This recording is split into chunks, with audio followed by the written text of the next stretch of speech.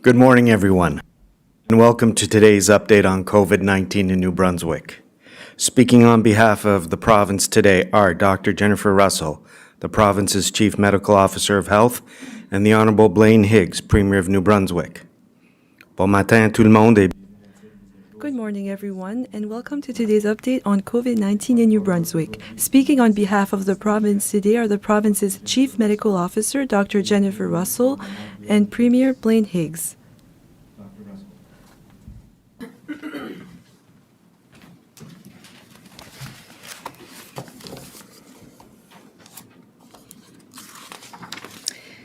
Good morning, everyone. Bonjour à vous. Good morning, everyone. We are again reporting no new cases in New Brunswick. Our total remains at 121, with one active case at this time. As you're aware, we did report a new case yesterday in Zone 5, which is the Campbellton region, and this involves an individual under the age of 19. Public Health immediately began contact tracing for this case, which remains under investigation. A daycare in Zone 5 has been closed until further notice, and family and staff have been notified as part of the contact tracing process. This is a timely reminder that as far as we have come, we still have a long way to go. And again, because this is a new case that's under investigation, I just want the family members to know that we support them and we are doing all the things that we need to do to make sure everybody involved is aware. Nous vivons depuis 2 mois un état. For the past 2 months, we have been under a state of emergency that seeks to slow down the spread of the virus responsible for COVID-19 in the province. In the interest of protecting public health, we suspended activities that we have been taken for granted for a long time. All New Brunswickers have enabled us to take the actions being announced today. Our progress through recovery has been measured and deliberate. We have watched at every stage to be sure that the disease did not reappear, but it was known to us that we would eventually see more cases because we have cases all around us on all of our borders with the exception of PEI. So Nova Scotia, Maine, Quebec, and even beyond. So again, our borders, we have border measure controls in place, but there are still the possibility of people going outside the province and coming back, or people bringing it into the province who have traveled here for essential reasons. So we really have to continue to move very carefully because, again, this is a global pandemic, and until the global pandemic is over, we are going to be in this position. So the yellow phase begins today and will take several weeks to implement. The Premier will provide the details in a few minutes. J'aimerais rappeler à tout le monde. I would like to remind everyone that we need to remain vigilant. This is still a global pandemic outside of our borders in Quebec, in Nova Scotia, in Maine, and other places. So if it becomes required, we will consider new restrictive measures and we will adopt them if it's needed to slow down the spread of the virus. These measures can be taken locally, regionally, or provincially, depending on circumstances. But it's still very important for people to follow public health guidelines so that they can protect their families and loved ones. This is very important because COVID-19 will still be with us. Including unrestricted travel outside New Brunswick, will continue to be tightly controlled for the foreseeable future. The first actions under the yellow phase, which take effect today, are aimed at widening our circle of contact and activities while continuing to maintain the health of New Brunswickers. But this does not mean the pandemic is over, and it doesn't mean that we would want to see a large number of people gathering and not social distancing.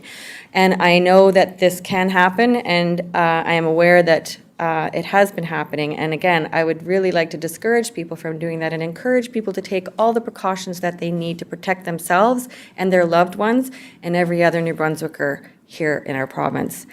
While society and the economy increase activity and measures are relaxed, please remember, people can be contagious and spread COVID-19 up to 2 days before you have symptoms and feel sick.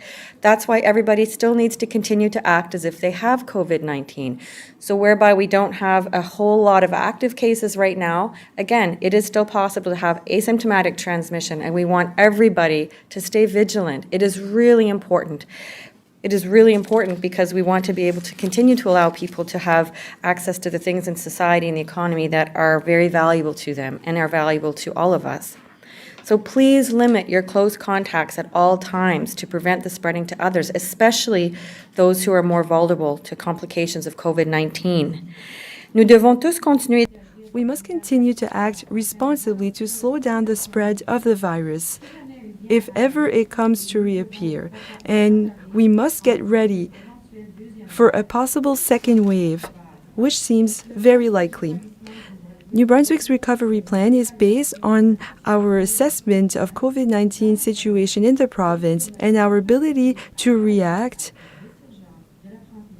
to a new spread of this virus, whether it's now or in the future. And as I mentioned in English, maybe you have no symptoms, and even though you have symptoms, you can still spread the virus with no symptoms 2 days before you start developing symptoms. And this is why we should all act as though we have COVID-19. We should all act as though COVID-19 is still here in New Brunswick, because it's true. And it's all around our borders in Quebec, in Ontario, in Nova Scotia, Maine, and other places in the United States. So this is why we need to protect ourselves and protect our families and every citizen of New Brunswick. Achieving an absence of cases, but our ability to act when cases arise, and they will arise. And when they do, our public health teams in each region will react very quickly and do all the things they need to do to protect the population. And if people need to be hospitalized, if they need to have specialized care, that is available also. We are proceeding on the understanding that our public health system has the capacity to test, trace, and isolate cases of COVID-19 as they occur, but we still need the population to cooperate in terms of presenting when they have symptoms, calling 811, and getting tested immediately. Have a very low threshold to get tested, please, and because, again, everybody in this province will benefit from that. We are proceeding in the knowledge that our healthcare system has the ability to manage new cases without becoming overwhelmed and to respond to local surges as they happen. We are proceeding with the support of employers who have put in place measures to keep their workplaces and employees safe. And the restrictions on our international and interprovincial borders will stay in place to reduce the risk of transmission from imported cases. But the risk is not zero. So as much as we need to do to protect the population, each individual has a responsibility to protect themselves and all of the citizens of New Brunswick. Most of all, we are moving ahead with your help and support. Your adjustment to this new normal is crucial. Our collective success is the result of thousands upon thousands of individual actions that have helped keep our province safe during this global pandemic, and we will continue to depend on the thousands of New Brunswickers to make good decisions to protect themselves and our province. So keep washing your hands regularly and thoroughly. Don't forget to disinfect commonly touched surfaces in your home. Cough and sneeze into your sleeve. Avoid touching your face. Maintain 2 meters of distance from others. Please keep your number of close contacts very small. And when you can't socially distance or physically distance, please wear a community mask that covers your mouth and your nose. These are all continually important and critical to our success moving forward. They seem like small things, but they really make a huge difference and have allowed us to have the success that we have had so far. If you feel unwell, it is vital that you stay home. If you are experiencing symptoms of COVID-19, arrange to be tested. This is how we will continue to keep the COVID-19 virus from establishing itself in New Brunswick. And again, we don't know when the second wave is going to happen. We expect there to be a second wave, but I would really like to delay it as long as possible and make sure that it is as small as possible and that the fewest number of people are affected as possible. But I can't do that alone.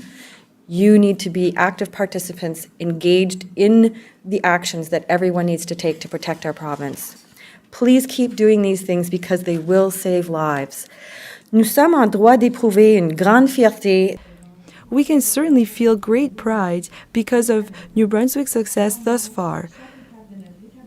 Every step of our recovery will involve new challenges. And as I mentioned earlier, I cannot protect the whole population by myself.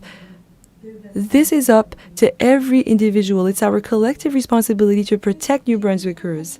However, I'm confident that we will be able to face these challenges while we are adjusting to this new normal. Together, we have accomplished so many things, so let's not give up. Thank you.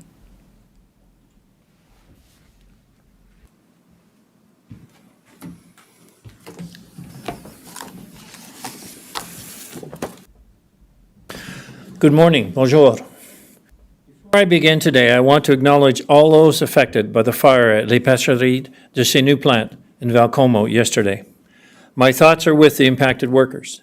In fact, I spoke to the general manager, Poulin-Savoie, just before this press release and discussed the impact certainly in the community and what we were able to do to assist in this regard. And Mr. Savoie advised me that they were working with the fishermen, they're working with other industries in the area to find ways to process the lobster and keep things moving. And I was very encouraged by his optimism to deal with the situation that obviously is very difficult. During that discussion as well, we discussed the worker situation and obviously, and he referenced his facility at Baie-Sainte-Anne. And he said that Baie-Sainte-Anne is running at 120% capacity, and he said largely due from the student population that he's engaged. He said unlike ever before, he's had students be engaged in his processing plant. You know, given kind of where we are right now with that whole issue, which we will discuss here shortly, that was encouraging news because we've seen the students in that area, and we've heard about the students in other areas, certainly from UDM, from Sackville, that have participated in the Shediac-Dieppe region as well. So it's, there's some bright lights in that area that I think will help us to expand our knowledge of what we have here in our province. But with Mr. Savoie, I was encouraged by his optimism as he deals with the current situation, and obviously looking forward to seeing that facility rebuild at some point in the future. We did not get into that discussion, but I'm optimistic in that regard. Our Department of Agriculture, Aquaculture and Fisheries and the Department of Post-Secondary Education, Training and Labor will work with the plant owners, and we will do all that we can for these workers to find new interim employment or employment as necessary during this tough time. Starting today, we are moving into Phase 3, or the yellow phase of recovery. Since we began our phased recovery plan, we've had minimal cases of COVID-19. We have all been a part of achieving this, and I want to thank all New Brunswickers for the continued cooperation and patience. En tant que province, nous avons travaillé ensemble. As a province, we have worked together and we have showed that we are able to control the spread of this virus.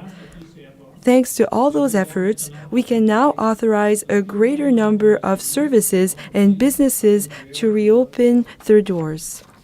We want to make sure businesses and the public have time to adapt to the yellow phase, so we will introduce these new changes slowly. The following changes are effective immediately. In this phase, New Brunswickers can extend their two-household bubble.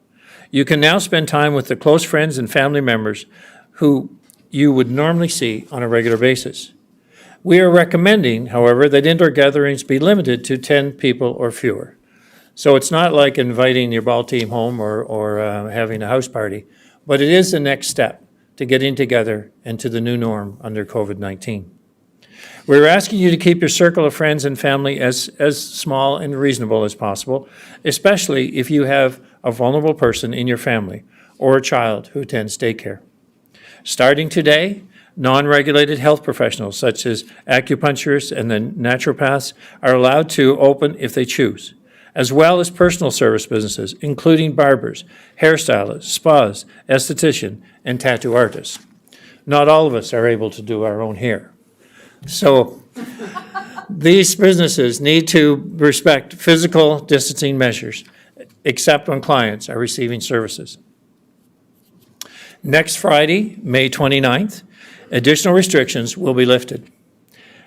Les rassemblements publics de Public gatherings of 50 people or fewer will be authorized outside while respecting physical distancing measures.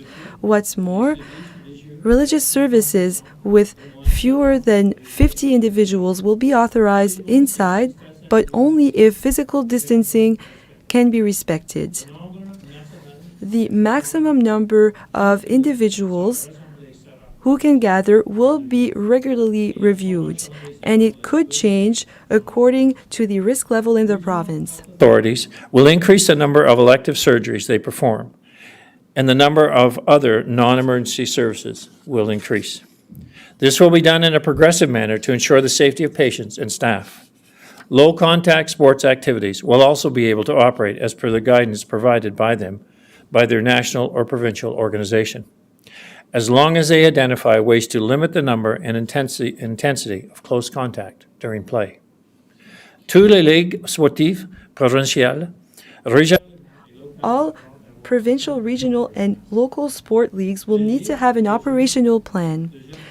Youth leagues will need to make sure that the number of spectators who watch games will be limited to 1 adult per child. Reasonable efforts will need to be made to respect as much as possible physical distancing while playing sports. can contact the Sport and Recreational Branch of the Department of Tourism, Heritage, and Culture for more information. A number of other services will be allowed to open next Friday, May 29th, as long as sanitization requirements are met and physical distancing measures are in place. These include swimming pools, saunas and water parks, gym, local yoga studios and dance studios, rinks and indoor recreational facilities, and pool halls and bowling alleys. After much consideration and discussion with the All-Party Cabinet Committee on COVID-19, we have also made the decision to allow temporary foreign workers to re-enter the province as of May 29th. We are still prioritizing the safety of the Brunswickers, but as we restart our economy, we also have to find ways to meet the needs of the agricultural and seafood sectors. Our plan was always to allow temporary foreign workers to enter the province once it was safe to do so. Our plan was also always to ensure that the farmers and the fishermen and the processors would have the workforce they need. While we have made great strides in terms of identifying individuals, whether they be students or other individuals who have come forward, I think the total may be in the 400 range, it is necessary to ensure that additional workers will be available. Now that we have consulted with experts, including public health authorities, we have determined that the risk to New Brunswickers is low as long as safety measures remain in place, including the 14 days of isolation before they can start working. Finally, beginning on Friday, June 19th, overnight camps will be allowed to open. Les camps de vacances devront Overnight camps will need to establish security measures provided by public health. These measures include physical distancing, improved sanitization, and a process to screen children, parents, and staff. Overnight camps will also need to prepare an operational plan before they can reopen. is in an enviable position. We have the opportunity to reopen our economy while still protecting the safety of our residents. We have limited the spread of COVID-19 within our borders. Now we can focus more on supporting businesses and organizations as we all adjust to the new normal. We are still facing a global pandemic, and this will continue to bring about unforeseen challenges. But we also have the unique opportunity to reinvent the way New Brunswick does business. En prenant les bonnes décisions, By making the right decisions now, we can be in a strong position in the future. we're able to accomplish much when we work together toward a shared goal. I'm excited how we will continue on that path. And we will continue on that path successfully because the success thus far has been related to the tremendous cooperation that we've seen throughout this province in following the compliance of public health, in looking at ways to do things differently, and to rebuild New Brunswick like it has never been rebuilt before. Thank you. Merci.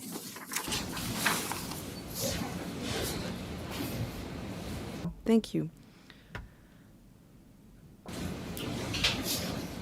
Thank you, Premier Higgs. Thank you, Dr. Russell. Merci, Monsieur le Premier ministre et Dr. Russell. Nous allons maintenant procéder aux questions des journalistes. Vous avez toujours We will now move to reporters' questions. You have the right to ask the questions in the language of your choice. Each reporter will have one question. Media, you have the right to pose your question in the language of your choice, and each reporter will have one question. Adam Harris, Telegraph-Journal. Thanks, Bruce.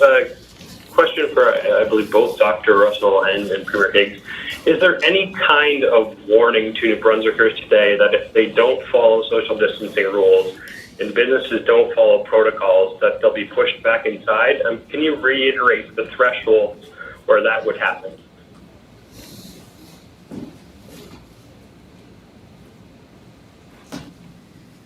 Well, certainly on the business side, all of the public engagement sessions with those different organizations have taken place, and so they have guidance around how to do the social distancing, physical distancing within their organizations and businesses, and they are responsible for that. We still have the ability to have people call in complaints around that, and do some follow-up around that.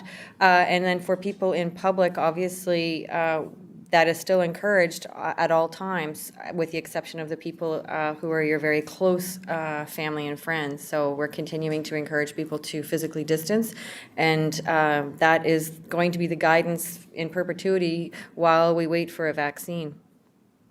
Do you have anything to add? No? Thank you, Mr. Harris. Kevin Bissett, Canadian Press. I expect this to be for Dr. Russell. Dr. Russell, will you be releasing new modeling? I know you released modeling when we started this all, but will you be releasing new modeling to show what the next few months will look like, perhaps, and when a possible second wave may come to the province? Right now, there is no plan to do any more modeling at this point in time. I think what we're doing right now is we're looking back at all the information that we've gained and experience that we've gained since early March on our response thus far, so that we can be prepared for the next wave and use all of the information again that we've received. And then whatever new information, we continue to meet with our colleagues from Public Health Agency of Canada and the Chief Medical Officers of Health from around the country, so that as new information is available, we can combine that with the experience that we've just gone through and make sure that whatever our approaches are going to incorporate all of that. So we are actually having planning sessions right now for that next wave. And again, all that information will be incorporated into our planning and preparation. Thank you, Doctor. Thank you, Mr. Bissett. Silas Brown, Global TV. Hi, Dr. Russell. You said during your remarks that you're aware of gatherings that have been too large and not following the current public health rules happening already, and you're also still continuing to ask people to keep close contact as low as possible, but you're also kind of throwing open the doors today that's going to give New Brunswickers a lot of freedom determining who they come in close contact with. And I'm just wondering how you reconcile that advice. Well, again, it's about balancing those risks, and it's about trusting the public to do the right thing. And again, we have to be able to function as a society. We have to be able to function with an economy, and looking at all the social determinants of health. Those things are really important. So where people have this new freedom, it is really important that everybody understands the risks, that everybody still continues to act as if they have COVID-19. They have to continue to act that COVID-19 is probably still circulating within the province, and will continue to do so while our borders and outside of our borders have cases all around us in different jurisdictions. And so, yes, we have good border measure controls in place right now, but that does not stop COVID-19 from being brought into the province at any time. And so, yes, I hear what you're saying, and how do you justify that? And I think it is just a balance of, again, what the public has been able to understand and cooperate and comply with thus far, and using really good judgment and trusting that they will make good decisions moving forward, knowing that their decisions individually have an impact on the collective success of New Brunswick. So all of the triggers and all of the established criteria for opening are in place right now. Some of those criteria include having, again, all of the public health resources necessary, hospital access necessary, having having ongoing continued public health communications and messaging, and continuing to have that level of cooperation and understanding to move forward. So we have all the criteria in place to move forward. And again, this is the next phase in where we're at right now. And we do have to continue to be aware that things can change at any time. And I think that's the piece that really needs to be driven home, is that our situation can change at any time. There is no guarantee at this moment in time. And not to be flippant or making light of it, but with this power comes responsibility. So every New Brunswicker is being empowered with a certain amount of responsibility to protect their fellow citizens right now, and that we do encourage them to take that responsibility very, very seriously, because it will impact vulnerable populations, it will impact vulnerable people, it will impact institutions. So there are domino effects and ripple effects from all of these decisions. So we are all connected, and that reminds me of the Avatar film, where there's all the white connections in the background with everything. So we are all intimately connected when it comes to COVID. This is a global pandemic.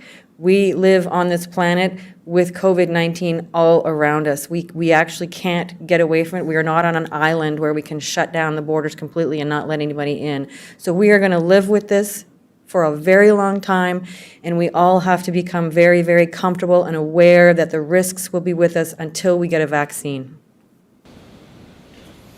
Thank you, Doctor. Thank you, Mr. Brown. Michel Corriveau, Radio-Canada. Oui, c'est une question. Yes, this is a question for Dr. Russell. So, Dr. Russell, I would like to know, for families and friends, could you specify what you need? Because this seems to be very broad. I'm under the impression that we're forgetting about the essentials of lockdown. So, what will happen then for foreign workers? I didn't hear your second question, but I'm going to start with your first question. So, for the yellow phase guidelines, yes, I understand that it seems as though there are almost no restrictions on people at this stage of confinement. And I agree with you, but we need to balance the population risk so that we have the chance to visit close family members, very close friends. It doesn't mean that we want people to organize a party in their basement. No, that's not what we want.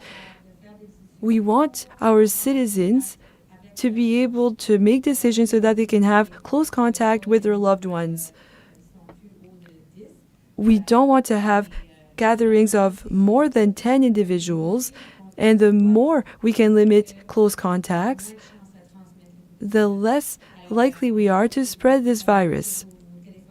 So please don't call all of your hockey team to throw a party. Just use your judgment, be very responsible. This is to connect with very close friends and close family members, but not huge numbers of people. Thank you, Mr. Corriveau. Vicky Hogard. My question is for the Premier. Premier Higgs, some New Brunswickers are wondering how Prince Edward Island's decision to allow seasonal residents to enter the province as of June 1st will affect New Brunswick. Will these travelers who are passing through by car be able to stop freely in New Brunswick? And do you suspect you will be opening up New Brunswick to seasonal residents in the near future? So we'll continue to work with the island and the public health officials in both provinces to determine kind of the next phase of our alignment going forward. We have from the beginning allowed people to come through New Brunswick to get to other provinces. I mean, I think that's an obligation we certainly would have and we would agree with.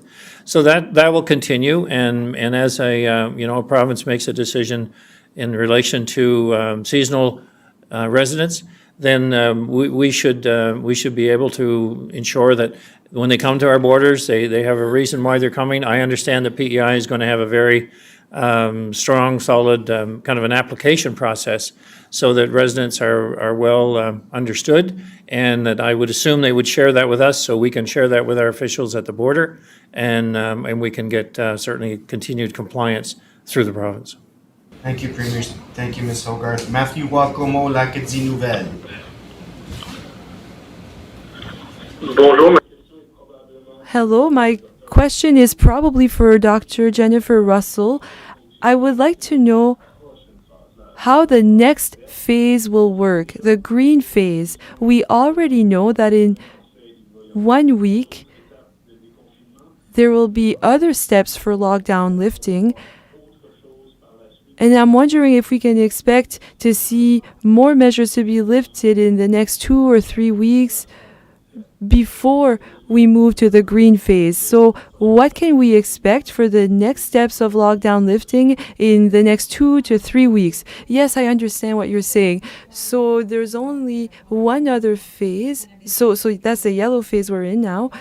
So what we said is that there's going to be a few weeks between phases. The green phase will not happen until we have a vaccine.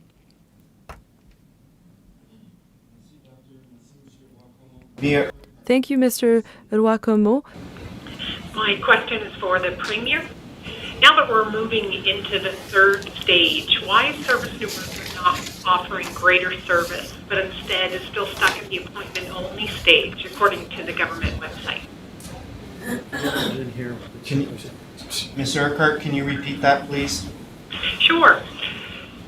Now that we're moving into the third stage, why is Service New Brunswick not offering greater service, but instead is still stuck at the appointment-only stage, according to the government website?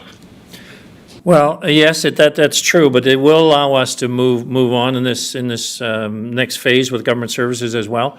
I think that we have found the extent of we've been applying services and what's going on online has worked very well. I think we're seeing more and more activity online. We've seen a transition in many ways to improve government services through the necessity of dealing with this pandemic. So government will continue to, I guess, evolve, but in some ways, we want to learn from what we have experienced over this past 2 months, and can we raise the bar on our ability to serve public in a new and more efficient way? So I mean, Service New Brunswick will evaluate their practices from the past and what they've learned, and then we'll implement going forward as we need to. Thank you, Premier. Thank you, Mr. Urquhart. Inda NTR Huddle today. Good morning. My question is for Premier Higgs. Premier, farmers have been calling for the temporary foreign worker ban to be reversed for a few weeks, and now some of them are saying that it's too late to get their usual temporary foreign workers in, and some of those workers have already gotten jobs elsewhere in Canada, and some of them have their work permits canceled. What led you to make the decision to reverse that ban now and not earlier? Thank you. Well, the reason the ban was in place in the first place would be similarly to how all the other restrictions that we had in place commencing back in March. So if you looked at our condition in March and you looked at where we were on the curve and what that might look like, you said, well, you might ask that same question about every decision was made and why are we changing it now? Well, we're changing it now because for two reasons. One is that we're in a good position because I think people have certainly followed the rules of public health, and we're in a good position. Our border security has been good, so we're in a new decision point. And in relation to the actual number of positions available and the number of employees that were available did not match up to meet the needs of whether it be the farmers and in some cases certainly the fish processors as well. So in both cases, there's a need that hasn't been filled. I think that it's recognizing that we need to do that. I said from the beginning we would do that. I have spoken to, the departments have spoken to different groups, and while they are, concerned about their work season, I've got certainly the message that it's, they just need to see workers now. I think even today, listening to one, certainly an individual representing the farmers group talking about what she would hope to hear today in this announcement. So I think what she's heard is exactly what she hoped to hear. And while, some may think our situation is too late, I guess we can work with those individual groups to understand the reality of that. Thank you, Premier. Thank you, Ms. Intiart. Shane Fowler, CBC. My question is for Dr. Russell. In the yellow phase, the infographic provided by Public Health says the visitation of the vulnerable population will now fall under basic controls. Can you explain exactly what this means and if this includes long-term care homes? I'm not sure which infographic you have in front of you because there has been an updated one. And what we're doing right now is we are looking across the entire system from long-term care facilities and also to hospitals, palliative care, et cetera. And we're looking at the visitation policies right now because we are planning to make some changes. So some of that was brought to the task force this morning, and we'll have some more things to announce around that very soon. Thank you, Doctor. Thank you, Mr. Fowler. François Leblanc, Radio-Canada. Yes, this is a question for Dr. Jennifer Russell. You mentioned sports leagues and limited contacts. So could you please specify what this will mean for contact sports, organized sports? What about races and other competitions? What about marathons? Could you please explain what this means more in detail? So we had already organized meetings with the Department of Tourism and those in charge of sport organizations. So they have information to get in touch with specific sport organizations. And also we received guidelines from the Public Health Agency of Canada about how we can assess different risks and how we can proceed safely with playing sports in the future. Thank you. Laura Brown, CTV. Hi there. Dr. Russell, on April 24th, you had said if we see 3 outbreaks of COVID-19 not related to one another in a 6-day period, or cases go into a mass gathering that cannot be fully traced, we'll move immediately back to restrictions that were in place prior to the reopening phase that we're in now. Wondering if that's still the case and if businesses have been warned of this. So with respect to the triggers for going back to the red phase, we are constantly reassessing that information, and so we are actually having conversations about, are these triggers still the same ones that we think are the most important? And the answer is yes. Would red look exactly the same? Possibly not. So the public health team reviewed all of the information yesterday. Again, this is an evolving situation, so we want to make sure that we have the most up-to-date and most evidence-based information. And again, looking back at the last 2.5 months around what has been successful, what has worked really well, and what would we tweak and do differently if we had to go back to red again. So that information is being worked on as we speak, and so that way, again, we have the most up-to-date and relevant information as we make decisions moving further. But the trigger itself will remain the same. There are other triggers that are broader than that include, do we have the right resources? Do we have enough contact tracing? Do we have enough testing capacity? Do we have enough personal protective equipment? Do we have the right amount of hospital beds, et cetera, et cetera? So there's more than just one trigger, but the main one that we're all worried about is, again, if we were to see 3 cases of unlinked community transmission in a 6-day period. And there are other triggers as well in terms of outbreaks, and we would look at changing things at a regional level if we needed to as well. So it may not involve the entire province, but it could be applied at the regional level, which is the guidance from Public Health Agency of Canada, that we have these criteria. We build all of these decision-making protocols around what we need to do at what time, but each jurisdiction will apply that to their own data, their own situation, and it could be even on a regional basis. Thank you, Doctor. Thank you, Ms. Brown. Elizabeth Fraser, CBC. Hi, Premier Hicks. Can you just explain what you mean by a family and friends bubble? So if a person is living alone, they can get together with 9 friends from 9 different households inside? So the bubble is a complicated issue with respect to how do you expand your bubble so that it's still safe and you still maintain the smallest number of close contacts possible. The original bubble idea came from New Zealand, and it was around mitigating the isolation and mental health issues around people who lived alone, being alone and having those negative mental health impacts. So that original bubble concept was as a result of trying to allow people who lived alone and were isolated and were having mental health issues as a result of that to mitigate that while continuing to maintain a very small number of close contacts during the lockdown situation. So if somebody chose to have a 2-household bubble with an isolated single person living alone or a family or what have you, I mean, those were decisions that each individual household had to make for themselves. As we expand that situation, obviously, it's the concept in terms of the principles behind what we want people to do is still the same. We still want people to have this lowest number of close contacts possible. We do want people to have certain freedoms. We don't really want people congregating in those large numbers. We certainly want people to be able to visit with close family and close friends that they haven't been able to see for a very long time.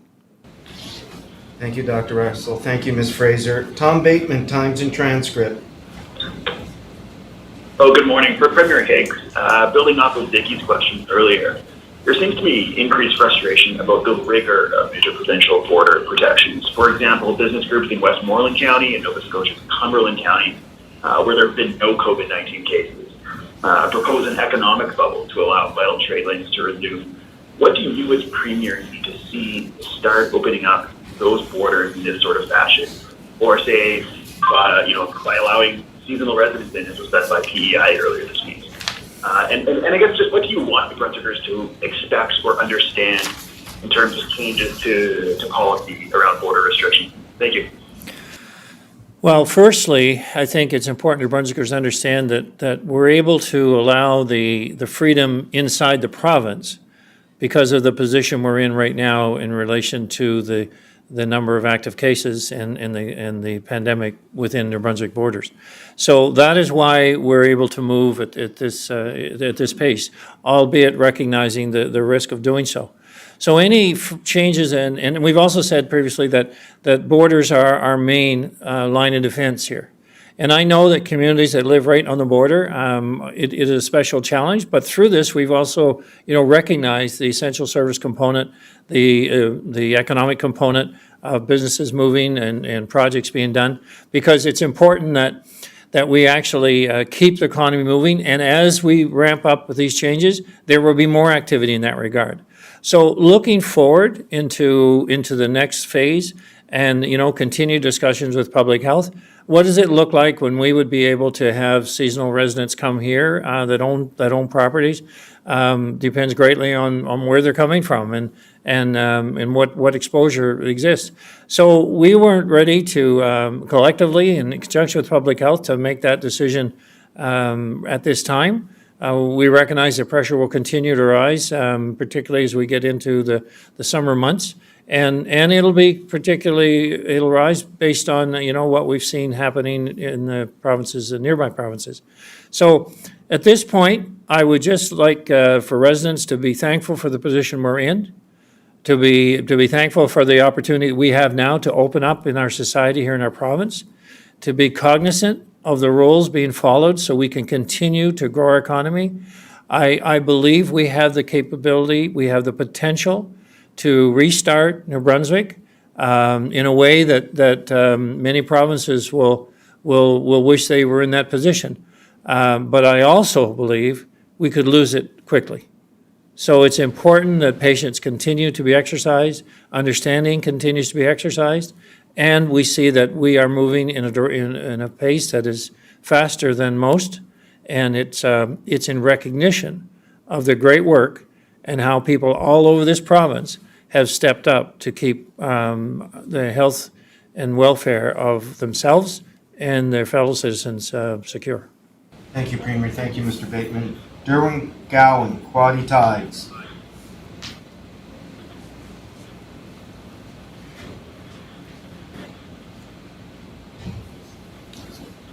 Bill Hunt, Daily Gleaner. Good morning. My question is for the Premier, I guess. Can you define, sir, what you mean by low-contact sports and how individual sports will meet that standard? Hi there. So we have had some sessions with tourism and heritage around sports activities. So through public health and actually the Public Health Agent of Canada, there are guidance documents to help sports associations understand what they can and can't do and how to make their sports as safe as possible. So that guidance exists, and the meetings have already taken place with that government department, and they will continue to engage with individual associations on that. Thank you, Mr. Hunt. Savannah Odd, Telegraph Journal. Hi, Premier. Do you have a sense of how many of the foreign workers that we were scheduled to originally receive in April that we are still able to bring in now? And if that number has shrunk, how is the province actively trying to compensate for any losses, I guess, in that number? Well, I think that the point in the exercise was certainly providing workers in another fashion. We do have access and have worked with all the employers in relation to saying how many do you need and when do you need them. So we actually have a timetable of the needs. So as you know, when I first put the ban on temporary foreign workers, I think there was 175 that were coming at that point. That would be isolating and available like May 15th or in that range. The idea or April 15th maybe it was. But anyway, the idea was that we certainly were looking and working with companies based on the timelines they needed. So I'm not suggesting that there's a compensation formula here. I'm suggesting we're allowing now, based on the health pandemic situation, that we can once again look at foreign workers to come in to meet the needs of the employers. I think that we've seen companies, we've seen issues all over the province, all over the country, where companies have shut down, and they shut down because we were in a health pandemic. We'll all be dealing with that in our own way, but my goal right now is to allow people to get up and running and to do it as quickly as possible. Maybe do it faster than others may, and have companies be able to get back into an economic prosperity way of life, which is of course what we're trying to achieve here. Thank you, Sorry, Premier. Thank you, Ms. Odd. Could I just get a quick clarification? I wasn't trying to suggest monetary compensation. I was more asking just about recruiting efforts. Like if we have a smaller number able to come in now, what is the province doing to recruit? Sorry, I should have used better wording the first time. Well, in the case of recruitment, the applications would already be made to the federal government, and if the approval has been done, these applications are made well in advance, and so they would have been delayed because of the ban that was on here, and so it'll be processed through the federal government. We'll work with the local employer in order to with the federal government to expedite that, but that is a process that's set up like months in advance. And we had people that all of a sudden said, I need temporary foreign workers who never made any applications. So you kind of say, well, where'd that list come from? But in this case, we're working with the ones who have already made applications and are now working with the federal government to see those applications filled. Thank you, Premier. Thank you, Ms. Odd. Nadia Gaudreau, Radio Canada. Oui, bonjour. Yes, hi. I have a question regarding the case in the northern area of the province. I believe this is a question for Dr. Jennifer Russell. Did the child go to more than one daycare? So how many individuals are in isolation? And will the staff numbers be increased in daycares in general? So, as most cases, regardless where it is in the province, the process for public health, well, our regional teams will follow the same protocol for every case. And for every case, they will need to identify the case, all close contacts. They will need to call all close contacts and determine who will need to be tested, who needs to be isolated. And if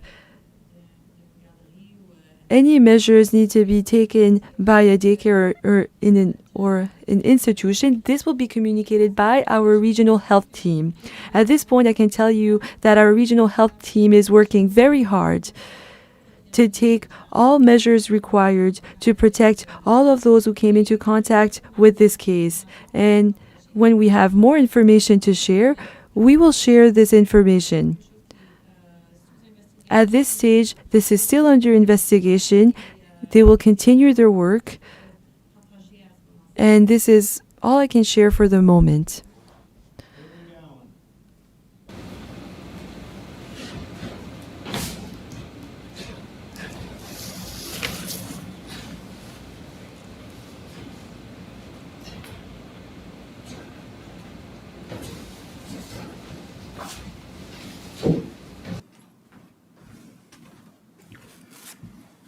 Before we conclude, I'd just like to announce that future news conferences and news release regarding COVID-19 will be scheduled and issued as required. Up-to-date information about COVID-19, including the latest testing numbers in New Brunswick, will continue to be available online each and every day at www.gmb.ca. Coronavirus. À l'avenir, les conférences de presse. In the future, press conferences related to COVID-19 will be organized when circumstances warranted, and press releases will be released when it's required. The latest information and data, including the screening test numbers in New Brunswick, will still be available online every day at the following website, www.gnb.ca coronavirus. Thank you very much. Voilà la fin de notre misère. This concludes today's update. Thank you very much.